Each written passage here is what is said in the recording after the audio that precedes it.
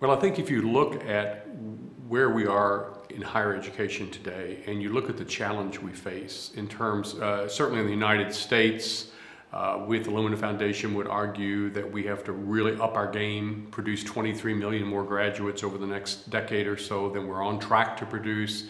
The conversations here at the Salzburg Global Seminar have shown how that globally is exponentially greater.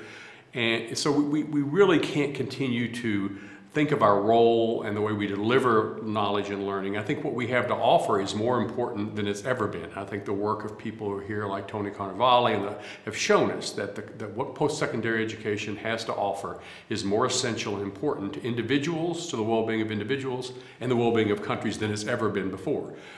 So we have to figure that the stakes are high, and us, excuse me, rethinking how to deliver that.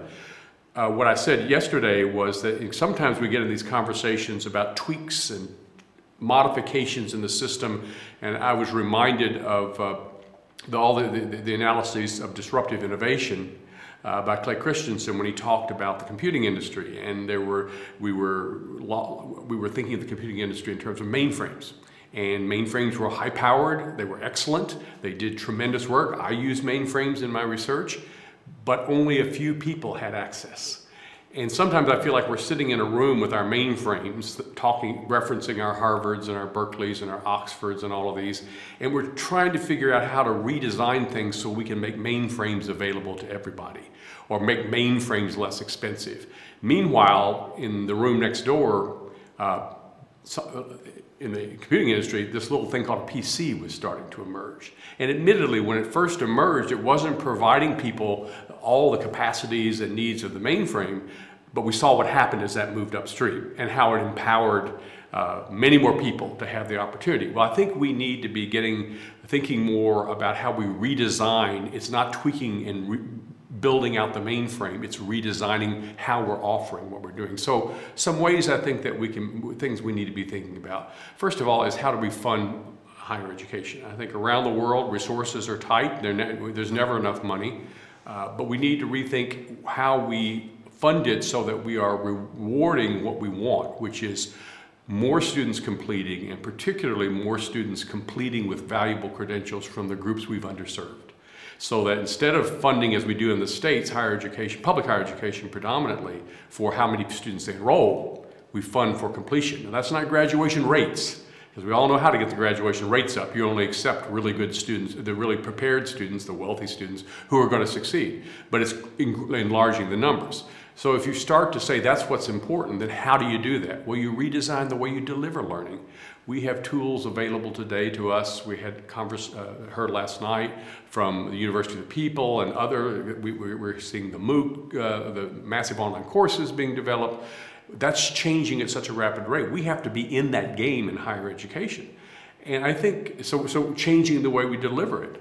Redesigning academic courses so that faculty are no longer thought of as sages on the stage, delivering wisdom to 25 students at a time, but where we are in fact using our expertise to be guides on the side. This is a Montessori education maxim, where we're guiding our students through the wealth of resources that are available to make the learning richer and more efficient.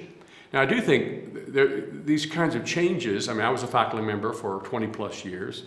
It does change our business, it changes our work, it challenges us, and it will make us uncomfortable.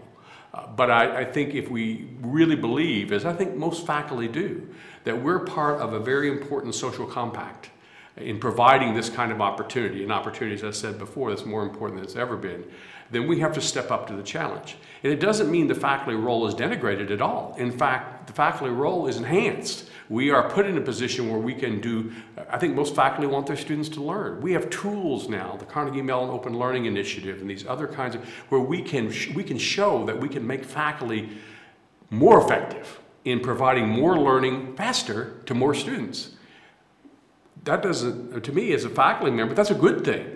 But I've got to learn new skills and I've got to come at my work differently than I have in the past. So it's a fact we need to engage faculty in this conversation in a very constructive way. This is not anti-faculty. And we need to engage institutions so that they understand what their true mission is, when many of them have kind of gotten lost in this kind of elitist ideology that, you know, if we have higher SAT students, we're a better institution. We also have to engage policymakers in the way they fund and support higher education, as I said, with new kinds of financing models.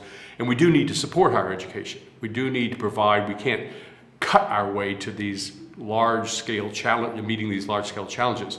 So policymakers need to understand that higher ed's investment, higher ed on the other side, has to show that if we're worth investing in a 21st century global economy, and we can be a partner in driving economic development and individual well-being.